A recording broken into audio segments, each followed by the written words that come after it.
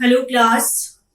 Today I am going to teach you chapter number second that is polynomial. ठीक है, आज हम पढ़ेंगे अपना सेकंड चैप्टर जो है पॉलिनोमियल. इससे पहले हमने अपना फर्स्ट चैप्टर कवर किया था जो था नंबर सिस्टम. उसमें आपने सारे नंबर्स और हर चीज के बारे में पढ़ा था. ठीक है, चैप्टर के इंट्रो से स्टार्ट करते हैं. पहले तो इसका नाम पॉलिनोमियल. पॉलिनोमियल को ऐसे डिफाइन कर लो, पॉलिनोमियल. पॉली मीन्स दो टर्म्स में डिवाइड हो गया, पॉली और नोमियल. पॉली मीन्स मैनी और नोमियल मीन्स टर्म्स, यानी कि बहुत सारी टर्म्स होंगी जो उनको हम बोलेंगे पॉलिनोमियल. ठीक है, तो इसकी डेफिनेशन क्या है, ये रही इसकी definition. An algebraic expression in which variable involved have non negative integral power. कोई भी एल्जेब्रिक एक्सप्रेशन जो है वो एक पॉलिनोमियल कब कहलाएगा, जब उसके अंदर नॉन नेगेटिव इंटीग्रल पावर होगी. ठीक है, एक तो वो नॉन नेगेटिव होगी, दैट मीन्स वो सारे पॉजिटिव पावर्स होंगी, और इंटीग्रल मतलब डिवाइड उसमें हो सकती है. ठीक है, उसी को हम बोलते हैं पॉलिनोमियल. उसके बाद आता है हमारा वेरिएबल. जो हम सिंबल्स यूज करते हैं ना, एक्स वाई जेड, उनको हम बोलते हैं वेरिएबल. एक सिंबल जो हम यूज करते हैं एक्स वाई जेड किसके अंदर, अपने एल्जेब्रिक एक्सप्रेशन के अंदर, उसको हम बोलते हैं variable. They cannot, they keep on changing their values. इनकी जो वैल्यू है वो हमेशा चेंज होती रहती है, ये कभी भी कांस्टेंट नहीं होंगे जो हमारे सिंबल्स होंगे एक्स वाई जेड. उसके बाद आता है हमारा कांस्टेंट. कांस्टेंट तो अपने आप में एक वर्ड डिफाइन हो रहा है कि आप उसकी वैल्यू को चेंज ही नहीं कर सकते. ठीक है, जो फिक्स हो गया वो फिक्स रहेगा. ठीक है, अब अगर मैं कोई एक एल्जेब्रिक एक्सप्रेशन लूं, उसको देखते हैं कि वो पॉलिनोमियल है या नहीं है. ठीक है, एक एग्जांपल से डिफाइन करते हैं कि हमारे उसको वो सेटिस्फाई करेगा या नहीं करेगा. सपोज मैंने एग्जांपल लिया 2x + 5, या फिर नेक्स्ट एग्जांपल ले लो x² + 2x + 6. ये क्या है हमारा, ये एल्जेब्रिक एक्सप्रेशन है. ठीक है, अब ये बताओ पॉलिनोमियल होगा या नहीं होगा. होगा. क्यों होगा, क्योंकि यहाँ पे x की पावर क्या है 1, और यहाँ पे x की पावर 0, यहाँ पे x की पावर 2, यहाँ 1, यहाँ x की पावर 0. हमने अभी पढ़ा था an algebraic expression which involved variables involved having non-negative integral power. That means कि पहले तो नॉन नेगेटिव होनी चाहिए. ये पॉजिटिव पावर है. ठीक है, +1 जो है वो एक पॉजिटिव पावर है, इसके अंदर +2, इसके अंदर +1 या 0, ये सारी ही नॉन नेगेटिव है, इसलिए ये एक पॉलिनोमियल है. अगर मैं आपको कोई एग्जांपल लेती हूं, x की पावर 3/2 + 5, इसको बताओ ये पॉलिनोमियल है या नहीं है. नहीं है, क्योंकि उसने बोला है non negative integral power, that means positive होनी चाहिए और होल नंबर्स में होनी चाहिए. ठीक है, और ये हमारा क्या है, ये हमारा रैशनल नंबर होता है, तो इसलिए पॉलिनोमियल नहीं हो सकता. ऐसे ही अगर एग्जांपल लेते हैं x की पावर -2 x² + 1 + x की पावर -2, तो ये भी एक पॉलिनोमियल नहीं है, क्योंकि इसके अंदर पावर नेगेटिव भी आ रही है. ठीक है, तो यहां तक बात समझ में आ गई कि एक पॉलिनोमियल क्या होगा, जो नॉन नेगेटिव इंटीग्रल पावर्स के वेरिएबल्स को इन्वॉल्व करेगा, उसी को हम बोलेंगे एक पॉलिनोमियल. ठीक है, अब इसके बाद आती है बात इसकी जनरल इक्वेशन की.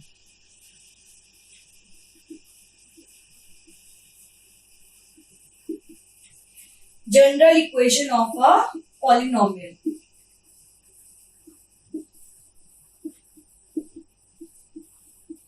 जनरल इक्वेशन क्या होगी एक पॉलिनोमियल की, हम बेसिकली इसको किससे डिनोट करते हैं, p ऑफ x से. ठीक है, तो यहां पे आएगा an x की power n plus an - 1 x की power n - 1 plus up two plus a2 a² plus a1 x plus a0 x not. ठीक है, ये तो हमारा है आपका पॉलिनोमियल। इस तरीके से आप इसको डिनोट करते हो, denoted by P of x, और ए एन जो होता है वो हमारा कांस्टेंट होता है। ठीक है, अगर ये कांस्टेंट नहीं होगा तो फिर ये फॉर्म ही नहीं बनेगी। ठीक है, ये बात समझ में आ गई। ये है हमारा, और ये हमेशा नॉट इक्वल्स टू 0 होगा। अगर 0 के इक्वल हो गया तो ये पहली वाली टर्म ही गायब हो जाएगी इसके अंदर से। ठीक है, अब ये तो बात थी हमारे पॉलिनोमियल की।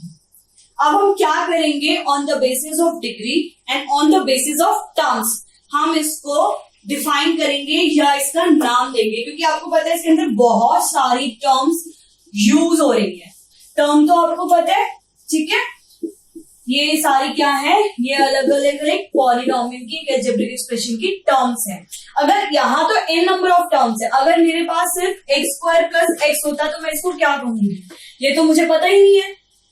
ठीक है, तो इसलिए अब हम इसके बेसिस पे डिफाइन करते हैं कि on the basis of term आप इसको कैसे डिफाइन करोगे। चलिए देखते हैं। कोफिशिएंट तो सबको पता होंगी, कोफिशिएंट क्या होते हैं, किसी भी वेरिएबल के आगे जो एक नंबर लिखा होता है उसको कोफिशिएंट बोलते हैं। कोफिशिएंट तो हम लोगों को पता है कि कोफिशिएंट क्या होते हैं। चलिए, polynomial on the basis of term, on the basis of terms. देखो, मैंने कोई एक एग्जांपल ले लिया, एक्स का स्क्वायर प्लस 2x प्लस 5।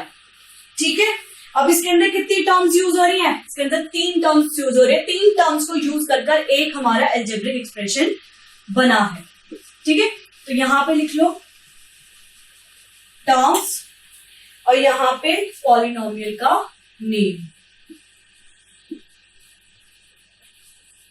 पहली टर्म कौन सी है हमारी, और यहां पे लिख लो अपना कोफिशिएंट। इसका कोफिशिएंट क्या होगा। पॉली टर्म्स कौन सी है, पहली है हमारी एक्स स्क्वायर। ये तो यहां 3 टर्म हो रही है। ठीक है, सपोज मैंने पहला एग्जांपल ले लिया एक्स स्क्वायर। पहले आप देख लो कि इसके अंदर कोफिशिएंट कौन कौन से है। इसके अंदर एक्स स्क्वायर, पॉलिनोमियल हटा दो क्योंकि ये तो सिंगल टर्म है, इसी को तो हम पूरा पॉलिनोमियल डिफाइन करेंगे कि ये है क्या। हम अलग अलग एग्जांपल लेके फिर बताएंगे। ठीक है, टर्म है एक्स स्क्वायर, इसका कोफिशिएंट है 1। उसके बाद टर्म है 2x, इसका कोफिशिएंट 2। उसके बाद ये 5 है, 5 तो अपने आप में ही एक कांस्टेंट है तो इसका कोफिशिएंट भी क्या होगा 5। तो कोफिशिएंट क्लियर हो गया। अब देखो on the basis of term polynomial को कैसे डिफाइन करेंगे। हम क्या करते हैं,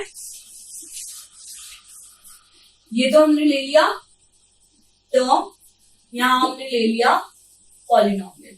डिफरेंट एग्जांपल्स लेते हैं।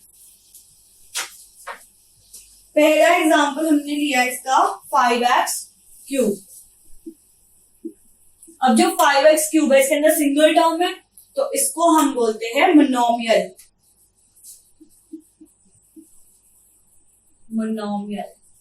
मोनोमियल पॉलिनोमियल, इसको इसके टर्म्स में डिफाइन करेंगे। उसके बाद आता है हमारा x प्लस 1। इसके अंदर कितनी टर्म यूज हुई, इसके अंदर 2 टर्म्स यूज हुई।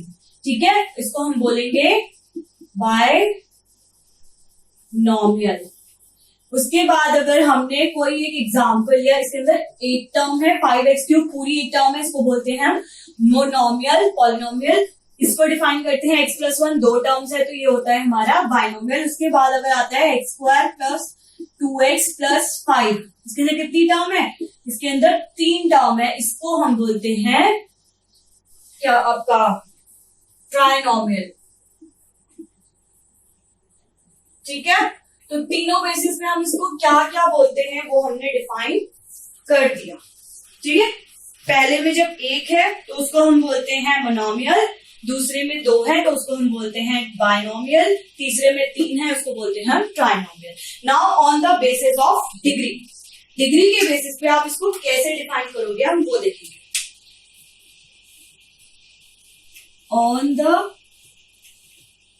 Basis of degree. डिग्री पता है किसी भी एक अलजेब्रिक एक्सप्रेशन या पॉलिनोमियल की जो हाईएस्ट पावर होती है वही होती है हमारी डिग्री। सपोज मैंने एग्जांपल ले लिया 3x cube plus 6x square plus 2x plus 5। ये कोई भी रैंडम एग्जांपल ले लिया, इसके अंदर जो हाईएस्ट डिग्री होगी या हाईएस्ट पावर होगी वो क्या होगी 3। ठीक है, तो डिग्री क्या होती है highest power of an expression या एक पॉलिनोमियल। किसी भी एक पॉलिनोमियल की जो हाईएस्ट पावर होती है उसको हम डिग्री बोलते हैं। ठीक है, अब इसी के बेसिस पे हम अपना डिफाइंड करेंगे। तो लिख लो, एक तरफ लिख लो डिग्री और एक तरफ पॉलिनोमियल।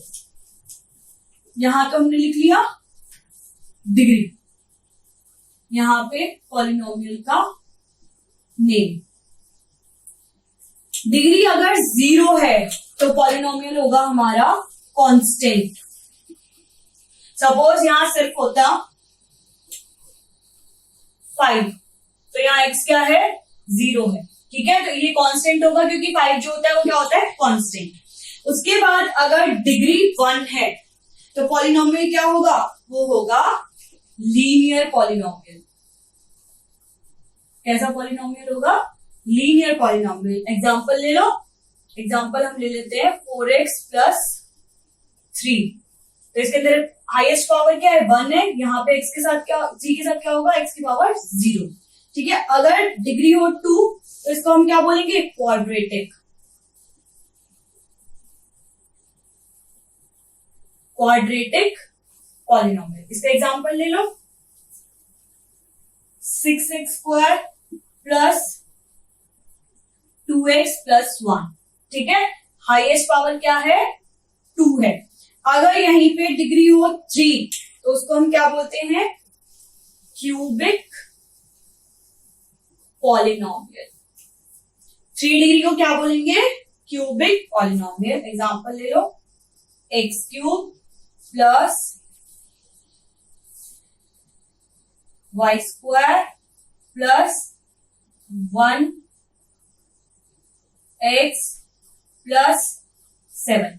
ये मैं कोई भी रैंडम एग्जांपल्स उठा लूं। ठीक है, तो x की हाईएस्ट डिग्री क्या है, इसके अंदर हाईएस्ट पावर 3 है, तो ये हमारा क्या कहलाता है, ये कहलाता है हमारा क्यूबिक पॉलिनोमियल। एक बार दोबारा देख लो, on the basis of term हमारे पास 3 है। पहला होता है मोनोमियल, दूसरा बायनोमियल, तीसरा trinomial. On the basis of degree हमारे पास 4 है। पहला अगर डिग्री 0 है तो कांस्टेंट, डिग्री 1 है तो लीनियर, डिग्री 2 है तो क्वाड्रेटिक, डिग्री 3 है तो क्यूबिक पॉलिनोमियल। यहां तक समझ आ गया। अगर अब आपको क्वेश्चन आ जाए कि आप ये बताइए कि on the basis of term किसी भी एक्सप्रेशन को आपको कैसे नेम दोगे, तो आप इन बेसिस पे दोगे। ठीक है, अब आता है हमारा नेक्स्ट टॉपिक जो है जीरोस ऑफ अ पॉलिनोमियल।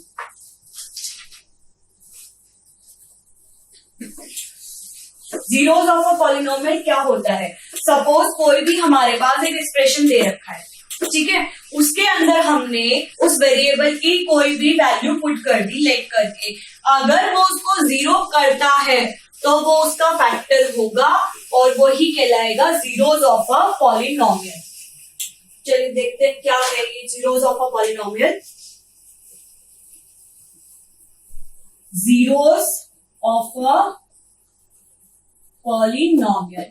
ठीक है, सपोज मेरे पास p ऑफ x है, suppose p of x is equals to x minus 1। ठीक है, इसके अंदर मैंने क्या करा, x की वैल्यू जो है 1 डाल दी, तो p of 1 is equals to 1 minus 1 equals to 0। क्या आ गया 0। That means 1 is a factor of p of x। 1 is a factor of p of x or zeros of a polynomial p of x, या फिर ये इसका 0 कहलाएगा। ठीक है, अब इसकी कुछ डेफिनेशन लिख लो। एक या फिर रूट ऑफ द इक्वेशन। अगर वो उसको पूरा पूरा डिवाइड कर रहा है तो ये इसका रूट भी होता है और इसका फैक्टर भी होता है, ठीक है। तो we can say that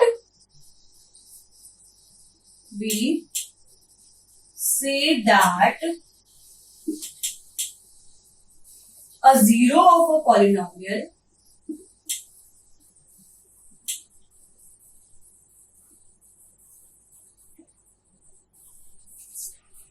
p of x is a number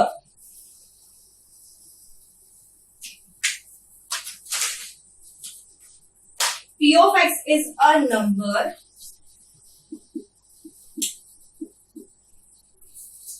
number C such that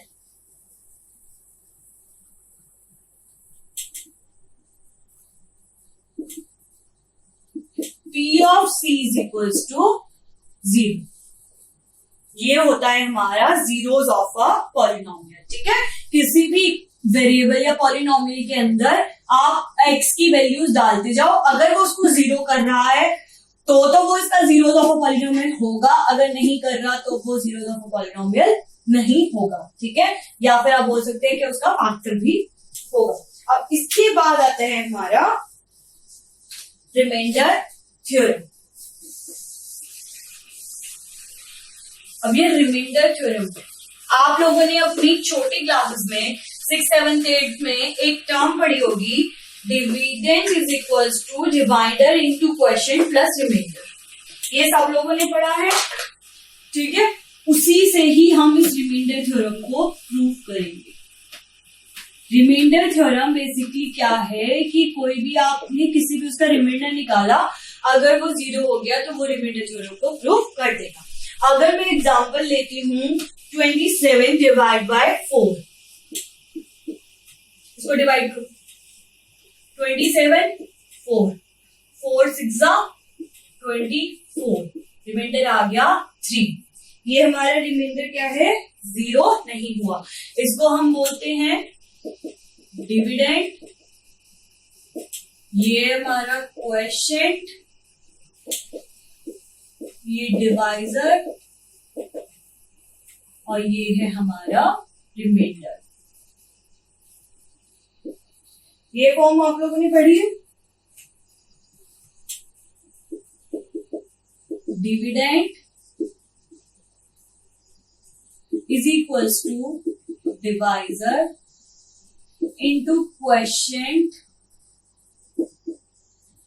plus remainder। अगर हम इसी का निकालें तो क्या होगा, 27 is equals to 4 into 6 plus 3, ठीक है। ये इसको सेटिस्फाई कर रहा है। अगर जीरो होता तो ये इसका फैक्टर होता, 4 जो है वो फैक्टर होता 27 का, but remainder is not zero, so 4 is not a factor of 27। 4 जो है वो क्या है, फैक्टर नहीं है, then is not a factor of that polynomial. ये तो बात हो गई सिंपल एक टर्म डिजिट के बेसिस पे। अगर हमें इसे किसी पॉलिनोमियल के ऊपर चेक करना हो तो आप कैसे डिवाइड करोगे। चलिए कोई भी एक एग्जांपल लो पॉलिनोमियल का। सपोज मैंने लिया p ऑफ x से डिफाइन करते हैं 4x³ plus 2x² plus x, और मैंने डिवाइड किससे करा, डिवाइड करा x से, ठीक है।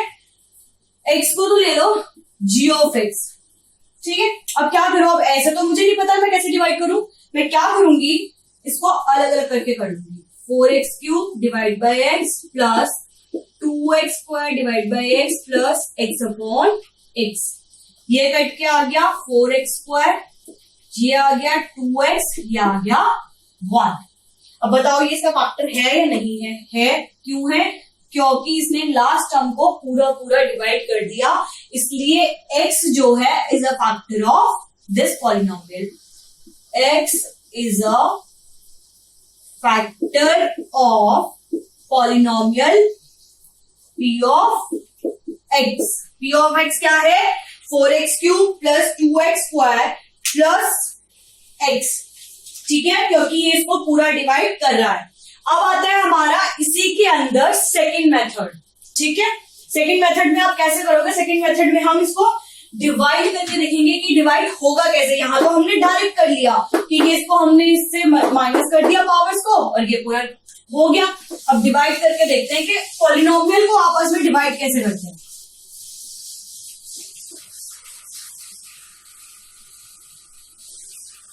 चलिए हमारा एग्जांपल है, हमें डिवाइड करना है 4x³ plus 2x² plus x को। किससे करना है? सिंपली x से डिवाइड करना है, ठीक है। पहले क्या करो, 4x³ को डिवाइड करो। 4x को किससे डिवाइड किया? x से। हमारे पास आ गया 4x²। तो यहाँ पे क्वेश्चन क्या आएगा? 4x²। यहाँ आ गया 4x³ और ये साइन चेंज हो जाता है तो ये तो कैंसिल हो गया। उसके बाद है 2x²। 2x² को देखो, ये आ गया 2x plus 2x² sign change cancel. उसके बाद आता है हमारा x। अब x को इससे करेंगे तो क्या आएगा? 1 प्लस 1 साइन चेंज, ये आ गया 0, ठीक है। समझ आ गया कैसे डिवाइड होता है? It means x is a factor of p of x. x is a factor of p of x. अगर ये डिवाइड नहीं होता तो ये इसका फैक्टर नहीं होता, ठीक है। स्टेटमेंट लिखनी है तो लिख लो उसकी statement. Remainder theorem, let p be any polynomial, p of x be any polynomial of degree greater than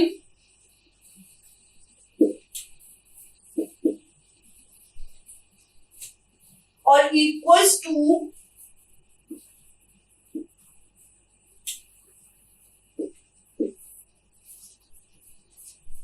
1 greater than or equals to 1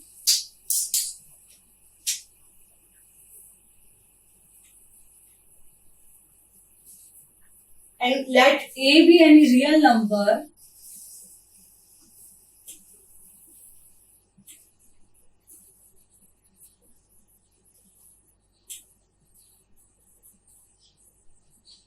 if p of x is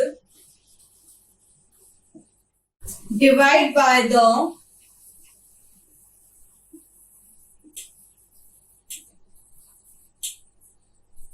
linear polynomial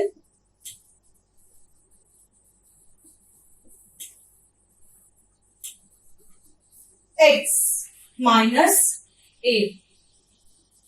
ये जो हमने किया था एग्जाम्पल, ये तो खाली हमने x के लिए किया था, ठीक है, या a के लिए किया था। सपोज कुछ और भी होगा तो वो x माइनस a के लिए भी आप कर सकते हो। आगे जब आप पढ़ोगे तो जब आप x माइनस a के लिए भी करोगे, ठीक है। तो ये आ जाएगा आपका p of x is equals to q of x g of x plus r of x, ठीक है। ये हमारी इस तरीके से हम लिखते हैं इसको, where degree of r of x is always smaller than equals to degree of g of smaller than g of x। Obvious सी बात है, अगर g of x क्या था हमारा? g of x है हमारा डिवाइजर, ये था हमारा डिविडेंड, ये डिवाइजर, ये क्वेश्चन और ये रिमाइंडर। अगर रिमाइंडर की डिग्री ज्यादा होगी तो ये कभी डिवाइड ही नहीं होगा। इसलिए हमेशा रिमाइंडर की डिग्री को डिवाइजर की डिग्री से कम होना पड़ेगा, तभी ये सॉल्व हो सकता है, अदरवाइज रिमाइंडर थ्योरम ही फेल हो जाएगी। ठीक है, नेक्स्ट अब इसके बाद आती है हमारी फैक्टर थ्योरम। फैक्टर थ्योरम क्या कहती है?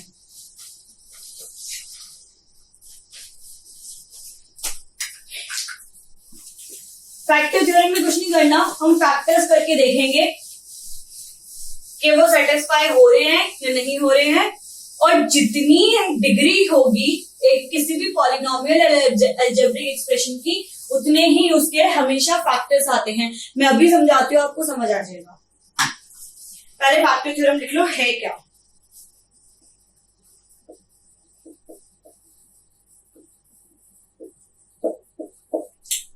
If p of x is a polynomial of degree, if p of x is a polynomial of degree n greater than 1 or equals to 1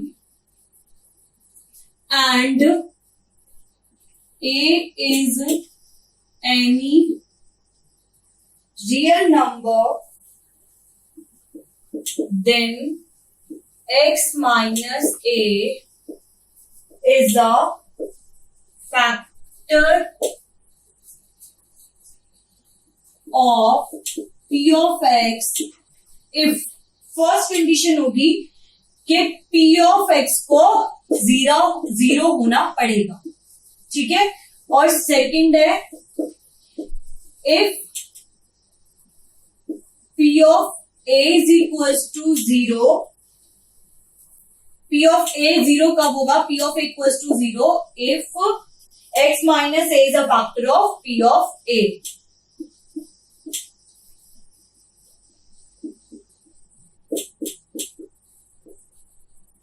देखिए p of x, sorry a नहीं x आएगा यहाँ पे, p of a तो हमने 0 ही कर दिया। अब देखिए ये है क्या?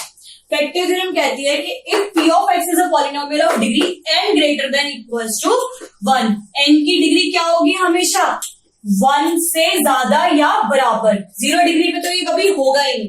ठीक है, तो हमेशा n की डिग्री ज्यादा होनी चाहिए 1 से। ठीक है, एंड a भी any real number then x minus a is a factor of p of x, और a कोई भी एक रियल नंबर होगा जो कि फैक्टर होगा x माइनस a का, लेकिन पर वो कब होगा? जब होगा जब p of x equals to 0 आ जाएगा। अगर इसके अंदर आप x की वैल्यू डालते हो और वो 0 हो जाती है तो x माइनस a जो है वो इसका फैक्टर होगा। दूसरी कंडीशन क्या होगी? p of a कब 0 होगा? p of a 0 होगा अगर x माइनस a फैक्टर हो p of x का, तो ये p of a भी 0 हो जाएगा। अब इसका एक एग्जांपल लेते हैं, देन उससे हम इसको प्रूव करते हैं कि कैसे हुआ है। एग्जांपल लो, 6x square plus 17x plus 5। ठीक है, इसको करने के दो तरीके हैं। पहला तो हमारा मिडिल टर्म स्प्लिटिंग है, ये जो बीच वाली टर्म है इसको स्प्लिट करके हम इसको सॉल्व करेंगे। दूसरा है हमारा बाय फैक्टर्स। ठीक है, बाय फैक्टर थ्योरम के फैक्टर्स निकाल के देन सॉल्व करेंगे। ठीक है, चलो पहले मिडिल टर्म करते हैं।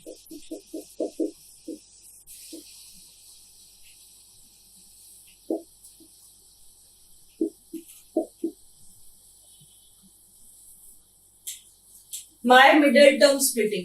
देखो मिडिल टर्म स्प्लिटिंग में क्या करते हैं कि जो ये वाली दोनों टर्म होती है ना, इन दोनों का तो मल्टीप्लीकेशन और बीच वाली टर्म का वो एडिशन होना चाहिए। ठीक है, इस तरीके से हम फैक्टर्स लेते हैं। 30 के पॉसिबल फैक्टर्स निकालो। 1, 30, 2, 15, 3, 10, 6, 5। ठीक है, ये सारे इसके पॉसिबल फैक्टर्स हैं। अब 1 प्लस 30 तो 17 नहीं हो सकता, 2 प्लस 15 होगा, 17 होता है। नेक्स्ट भी हम चेक कर लेते हैं, रेस्ट वाले भी, क्या पता उनमें से भी कोई और भी हो। 1, 3 एंड 10 ये भी नहीं है, 5 और 6 भी नहीं है, तो हमारे पास एक ही फैक्टर ऐसा कौन सा आया जो इसके अंदर फिट होगा, वो है 2 एंड 15। तो 6x square plus 17x plus 5 को आप और क्या लिख सकते हो? 6x square plus 2x plus 15x plus 5। Multiplication क्या आ रहा है दोनों का 30 और एडिशन क्या आ रहा है 17। अब यहां से कॉमन ले लो, 2x कॉमन ले लिया तो ये आ गया 3x प्लस 1, यहां से 5 कॉमन ले लिया तो यहां आ गया 3x plus 1, again 3x plus 1 common आ गया 2x प्लस 5। ये दोनों जो है हमारे ये फैक्टर है इस वाली टर्म के। अब देखो इसने एक बात बोली थी कि डिग्री जो है वो n greater than equals to 1 होना चाहिए। चेक करते हैं, डिग्री हाईएस्ट पावर बताई थी मैंने, हाईएस्ट पावर क्या है 2। एक चीज हमेशा ध्यान रखना, जितनी हाईएस्ट पावर होगी उतने ही हमारे पास फैक्टर्स आएंगे हमेशा। यहाँ पे हाईएस्ट पावर 2 है तो हमारे पास फैक्टर्स भी कितने आए 2। अगर यहाँ हाईएस्ट पावर 3 होती तो यहाँ हमारे पास फैक्टर्स भी 3 ही आते, इससे कम कभी भी नहीं आएंगे। अगर आपके इससे कम फैक्टर्स आ रहे हैं दैट मीन्स आपने कुछ ना कुछ गलती करी है, फिर आप इसको दोबारा से चेक करना कि आपने कहाँ गलती करी है। ठीक है, अब हम करते हैं अपना नेक्स्ट मेथड जो है हमारा बाय फैक्टर थ्योरम। ये तो मिडिल टर्म स्प्लिटिंग था कि बीच वाली टर्म को हमने स्प्लिट करके उसके फैक्टर्स निकाल लिए। अब है हमारा bye factor theorem. Bye factor theorem क्या है टर्म हमारे पास 6x square plus 17x plus 5, इसको ले लो p ऑफ x। ठीक है, हम इसमें क्या करते हैं, जो हमारी x स्क्वायर वाली टर्म होती है ना, इसको हम इसका कोफिशिएंट जो है वो 1 बना लेते हैं, तो इस पूरे को 6 से डिवाइड कर देंगे। ठीक है, 6 से डिवाइड करा तो ये आ गया x square plus 17 by 6x plus 5 by 6। ठीक है, इसको आप ले लो अलग से, ये 6 हो गया। ठीक है, इसको हम ले लेते हैं g ऑफ x ले लो, g of x is equal to x square plus 17 by 6x plus 5 by 6। ये तो है हमारा g ऑफ x। अब इसमें क्या करो, 17 बाय 6 के पॉसिबल फैक्टर्स निकालो। Possible factors of 17 by 6, 17 by 6 के पॉसिबल फैक्टर्स कौन कौन से होंगे, plus minus 1/2, plus minus 1/3, plus minus 5/2 और प्लस माइनस 1। ये सारे इसके पॉसिबल फैक्टर्स होंगे। ठीक है, प्लस माइनस 5/3 भी होगा और प्लस माइनस 1, ये सारे 17 बाय 6 के पॉसिबल फैक्टर्स है। अब हम क्या करेंगे, 1 बाय 1 इन फैक्टर्स को इस g ऑफ x के अंदर पुट करेंगे और चेक करेंगे कि ये 0 होता है या नहीं होता। सबसे पहले हम लेते हैं p ऑफ 1 माइनस 1/2 के लिए चेक करते हैं। चलिए देखते हैं, माइनस 1/2 का whole square plus 17 by 6 minus 1/2 plus 5/6, minus 1/2 यानी कि 1/4 माइनस आ गया, ये आ गया 17/12 प्लस 5/6। 12 एलसीएम आ गया 3 माइनस 17 प्लस 10, ये आ गया 13 minus 17/12 that is equal to minus 4/12 is equal to minus 1/3। तो ये हमारा फैक्टर नहीं है क्योंकि ये 0 नहीं हुआ, इसलिए ये हमारा फैक्टर नहीं है। अगर ये 0 हो गया होता तो ये हमारा फैक्टर होता। ठीक है, अब हम क्या करते हैं, हम नेक्स्ट माइनस 1/3 के लिए चेक करते हैं कि वो हमारा फैक्टर आएगा या नहीं आएगा। माइनस 1/3 के लिए चेक करो, p of minus 1/3 is equal to minus 1/3 का whole square plus 17/6 minus 1/3 plus 5/6। Solve करो, ये आ गया 1/9 प्लस सॉरी माइनस आएगा यहाँ पे 17/18 प्लस 5/6। एलसीएम लिया तो क्या आया, एलसीएम आ गया 18। ठीक है, इसको सॉल्व करते हैं तो यहां आता है 2 माइनस 17 प्लस 15। ठीक है, ये आ गया 17 minus 17/18 it's come out to be 0। That means जो हमारा माइनस 1/3 है वो इसका फैक्टर है। अब ऐसे ही सिमिलरली आप p ऑफ -π/2 के लिए चेक करना, ये भी फैक्टर होगा। ठीक है, जिस तरीके से मैंने बाकियों के लिए चेक किया है उसी तरीके से आप इसके लिए भी चेक करना कि ये इसका फैक्टर है या नहीं है। ये इसका फैक्टर आएगा, इसमें भी हमें दो फैक्टर्स ऐसे मिलेंगे जो इसको पूरा पूरा जीरो कर सकते हैं। तो p ऑफ x को आप क्या लिख सकते हो, ये तो हमने g ऑफ x किया था, सॉरी यहां पे g लिख लेना, g of -1/3 g of -this। ठीक है, अब p ऑफ x को हमने क्या लिखा हुआ था, 6 g ऑफ x। तो हमें फैक्टर्स मिल गए।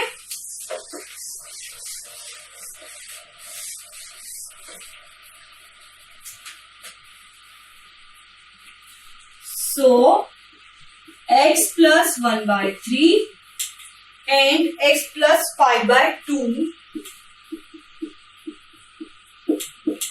are factors of p of x।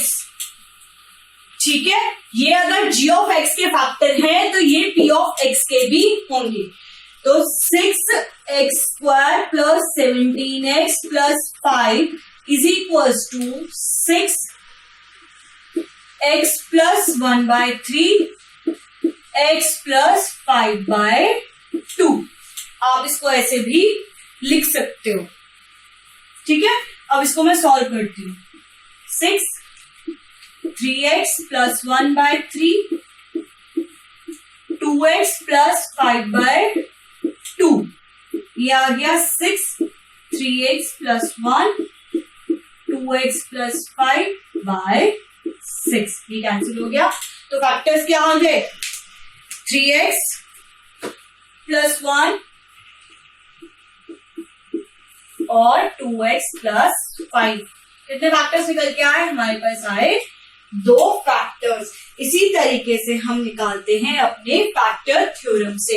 Factor theorem के अंदर हम 2 तरीके से निकालते हैं। पहला है हमारा मिडिल टर्म स्प्लिटिंग, जिसके अंदर हम इस बीच वाली टर्म को स्प्लिट करके देन उसके फैक्टर्स निकालते हैं। दूसरा था हमारा ये वाला मेथड जो मैंने अभी आपको एक्सप्लेन किया था।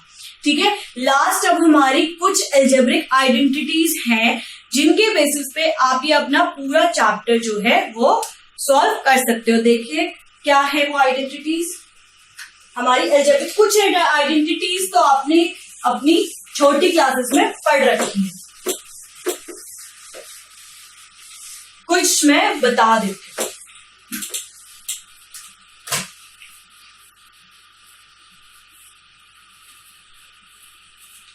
ये रही आपकी अलजेब्रिक आइडेंटिटीज। जो हमारा लास्ट टॉपिक है वो है अलजेब्रिक आइडेंटिटीज।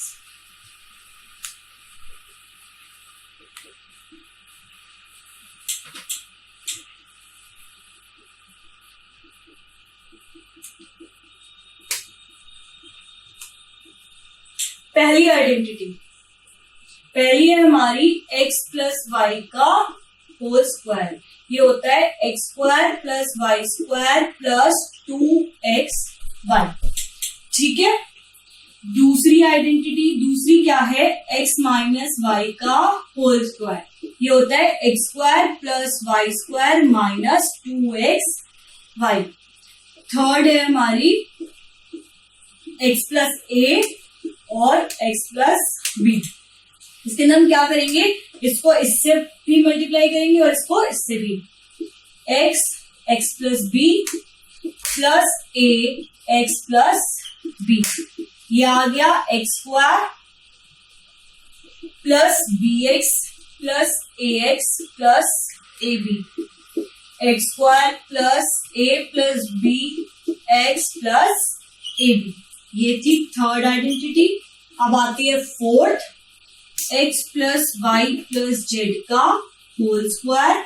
ये है x² plus y² plus z² plus 2xy plus 2yz plus 2zx। ठीक है, इसके बाद आती है हमारी फिफ्थ आइडेंटिटी। फिफ्थ है x² माइनस y²। ये क्या होगा, x माइनस वाई और x प्लस वाई। ये है हमारी फिफ्थ आइडेंटिटी, ठीक है। सिक्स्थ है हमारी क्यूब की, x प्लस वाई का होल क्यूब। ये होता है x cube plus y cube plus 3x square y plus 3x y square. इसको आप ये भी लिख सकते हो, x cube plus y cube plus 3x y x plus y, ठीक है। इस आइडेंटिटी को आप ऐसे भी लिख सकते हो। अगर कहीं भी आपको ऐसे दिया हो तो दोनों से कंफ्यूज मत होना। इसके बाद आती है हमारी नेगेटिव वाली, सेवेंथ, एक्स माइनस वाई का होल क्यूब। क्या होता है, x cube plus y cube, sorry यहाँ माइनस आएगा क्योंकि यहाँ पे वाई जो है हमारा माइनस है, और किसी भी टर्म का माइनस का क्यूब क्या होता है, माइनस ही आता है, ठीक है।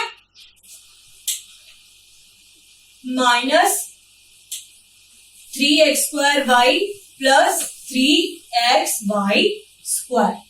यहाँ प्लस क्यों आया, क्योंकि y पे यहाँ पे स्क्वायर है तो इसलिए ये प्लस हो गया। अब इसको और कैसे लिख सकते हो आप, x cube minus y cube minus 3xy अंदर माइनस x माइनस वाई। इन दोनों तरीके से आप इस आइडेंटिटी को लिख सकते हो, x cube minus y cube minus 3xy bracket x minus y. अब आती है हमारी लास्ट आइडेंटिटी जो है x cube y cube plus z, x cube plus z y cube plus z cube minus 3xy z. देखिए क्या है, x cube plus y cube plus z cube minus 3xy z. ये क्या होता है, x plus y plus z, ठीक है। और ब्रैकेट में आएगा x square plus y square plus z square